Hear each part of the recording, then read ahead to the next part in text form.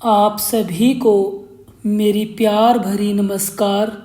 आशा करता हूँ आप सभी स्वस्थ होंगे। दोस्तों, संत कबीर दास जी की वाणी आज भी हमारे जीवन को रोशनी देती है। उनके हर प्रसंग में एक गहरी सीख छिपी होती है। आज मैं आपको कबीर जी की एक ऐसी घटना सुनाने जा रहा हूँ। कबीर जी और एक गरीब कुम्हार की मुलाकात। यह घटना हमें बताती है कि असली संपत्ति कहाँ है और जीवन का मूल्य कैसे प्रकट होता है। आइए सुनते हैं आज की कहानी। काशी के पास एक गांव में एक गरीब कुम्हार रहता था।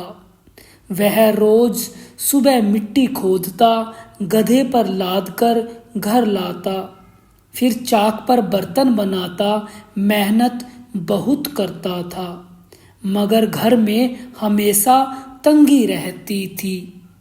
एक दिन वह थक हार कर कबीर जी के पास पहुंचा और बोला, हे मालिक, मैं सुबह से शाम तक मेहनत करता हूँ, फिर भी घर में सुख शांति नहीं है। क्या मेरा भाग्य ही ऐसा है? क्या मैं जन्म से ही दुखी रहने के लिए बना हूँ?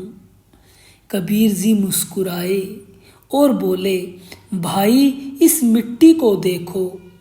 जब तक वह गीली रहती है तब तक उसका कोई मोल नहीं होता, लेकिन जब तुम उसे गूंदते हो, चाक पर घुमाते हो, फिर आग में पकाते हो, तभी वह कीमती बन जाती है। लोग उसी से घर सजाते हैं, भोजन पकाते हैं। इसी तरह इंसान भी है। जब तक वह साधना, सेवा और नाम स्मरण की भट्टी से नहीं गुजरता, उसका असली मूल्य प्रकट ही नहीं होता। गरीबी या अमीरी समस्या नहीं है। समस्या है कि इंसान ने अपने जीवन को सही दिशा नहीं दी। कुम्हार की आंखें भर आई। उसने समझ लिया कि असली अमीरी तो नाम और साधना में है। उस दिन से वह हर बर्तन बनाते समय भीतर ही भीतर राम राम जपने लगा। धीरे धीरे उसका काम भी सुधर गया और उसे बढ़कर उसका जीवन उजाला भी बन गया। संत कबीर जी हमें सिखाते हैं कि मेहनत जरूरी है, लेकिन उससे भी ज़्यादा जरूरी है सही दिशा। जब तक मन को साधना की भट्टी में नहीं डालोगे, जीवन का असली मूल्य सामने नहीं आएगा।